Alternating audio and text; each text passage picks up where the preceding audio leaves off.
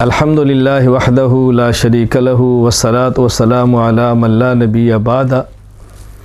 عید الفطر کے دن کے معمولات جو ایک مسلمان کی شان کے لائق ہیں وہ اچھی طرح سن لیں، پھر ہم سب اس پر عمل کریں، اللہ توفیق عطا فرمائے۔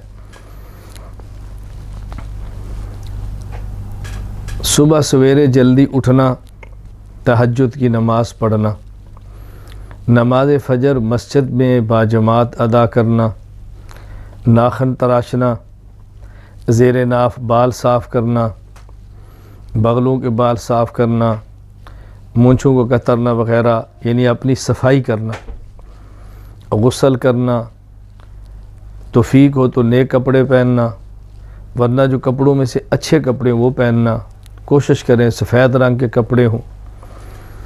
عیدگاہ جانے سے پہلے کھجوریں یا چھوارے طاق تعداد میں کھانا، 1، 3، 5، 7، اور اگر کھجور یا چھوارے نہ ہو تو کوئی میٹھی چیز کھا لینا۔ صدقہ فطر یا اگر کسی کچھ روزے رہ گئے ہو تو روزوں کا فدیہ عیدگاہ جانے سے پہلے ادا کر لیں۔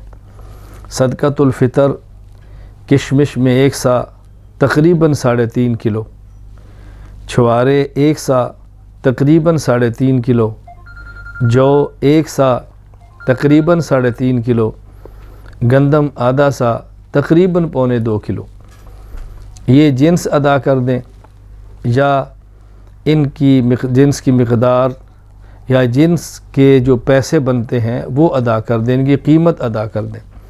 میں یہاں گزارش کروں گا، اللہ تعالیٰ نے وسعت عطا فرمائی ہو تو جو سب سے مہنگی ہے اس کے پیسے دیں، وسعت کم ہو تو اس سے کم دیں، پھر کم ہو تو اس سے کم دیں، آخری درجہ ہمارے ہاں گندم کا ہوتا ہے، اس کی قیمت ادا کریں۔ بہرحال اپنی وسعت اللہ کی عطا کو مد نظر رکھیں۔ نماز عید کی ادائیگی کے لیے عیدگاہ کی طرف پیدل جائیں، کہیں عیدگاہ نہ ہو مسجد میں عید ہوتی ہو تو اس کی طرف جائیں، کوشش کریں پیدل۔ عیدگاہ دور ہو یا کوئی عذر ہو تو سواری پہ جانے میں بھی حرج اور گناہ نہیں ہے۔ عیدگاہ کی طرف جاتے ہوئے تکبیرات کہتے ہوئے جائیں، اللہ اکبر اللہ اکبر، لا الہ الا اللہ واللہ اکبر، اللہ اکبر وللہ الحمد۔ عیدگاہ کی طرف خواتین نہ جائیں، خواتین پر عید کی نماز واجب نہیں ہے، وہ گھروں میں رہیں۔ شوہر، بیٹا، ان کو تیار کریں، والد ہے تو ان کی خدمت کریں، گھر میں بھائی ہے تو اس کو تیار کریں، کپڑے پہنائیں، اچھی چیزیں ان کو دیں، وہ گھر کو سنبھالیں۔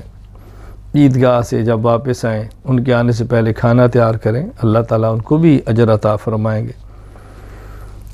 عیدگاہ پہنچ کر بیٹھیں، توجہ سے امام کی تقریر سنیں۔ عید کے دن 2 رکعت نماز امام کے ساتھ باجماعت ادا کریں۔ طریقہ اچھی طرح ذہن نشین فرما لیں۔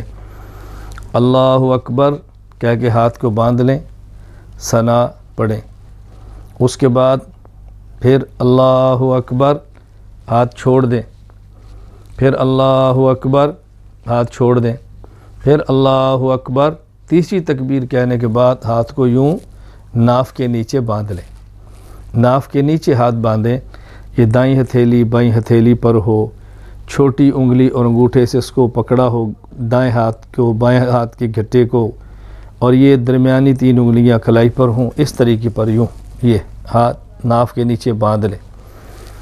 اس کے بعد پھر امام اعوذ باللہ، بسم اللہ، سورۃ الفاتحہ اور ایک سورت پڑھے گا، مختلف خاموش رہے، نہ سورۃ الفاتحہ پڑھے نہ کوئی اور سورت پڑھے، پھر امام کے ساتھ رکوع کرے، 2 سجدے کرے، پھر کھڑا ہو، پھر امام سورۃ الفاتحہ اور ایک سورت پڑھے گا، مختلف خاموش رہے، پھر 3 تکبیرات، اللہ اکبر کہہ کے ہاتھ چھوڑیں، پھر دوسری تکبیر اللہ اکبر کہہ کے ہاتھ چھوڑیں، پھر تیسری تکبیر اللہ اکبر کہہ کے ہاتھ چھوڑیں، اور پھر اللہ اکبر کہہ کے رکوع میں چلے جائیں۔ یوں 6 تکبیرات زائد ہیں جن کے ساتھ عید کی نماز ادا کرنی ہے۔ نماز کے بعد اگر امام صاحب دعا کراتے ہیں تو دعا مانگ لیں، اگر امام صاحب نہیں کراتے تو دعا نہ مانگیں۔ پھر اس کے بعد دونوں خطبے مکمل خاموشی سے سنیں، سکوت کے ساتھ۔ خطبہ مکمل ہونے کے بعد عید کی مبارکباد دینا کوئی حرج کی بات نہیں ہے، ہاں البتہ معانقہ کرنا اور اس کو عید کے دن کی سنت سمجھ کر یا مستحب سمجھ کر کرنا یہ تو ٹھیک نہیں ہے۔ ویسے اگر ایک عرصے کے بعد عید کے دن ملے ہیں، معانقہ بھی کر لیں، مصافحہ بھی کر لیں، السلام علیکم بھی کہہ لیں، کوئی حرج نہیں ہے۔ اگر کسی شخص نے عید کی نماز سے پہلے صدقۃ الفطر ادا نہیں کیا تو عید کی نماز کے بعد ادا کر لیں، ادا کرنا ہے، یہ ذمہ ہے۔ جتنی تاخیر ہوگی توبہ استغفار کی ضرورت ہے، لیکن ادا کرنا ہے۔ عید کے دن شریعت کے دائرہ میں رہ کے خوشیاں منانا کوئی حرج نہیں۔ اس موقع پر اچھے کپڑے پہننا، خوشبو لگانا، غریب کی مدد کرنا، مسکینوں کا خیال رکھنا، اچھے کھانے کھانا، یہ سب خوشیوں کے اندر شامل ہے۔ بس عید کے دن ایسی خوشیاں نہ منائیں کہ جیسے اللہ ناراض ہو، جیسے شیطان خوش ہو، معصیت ہو، رسول اللہ صلی اللہ علیہ وسلم کی نافرمانی ہو، ایسی خوشیوں سے بچیں۔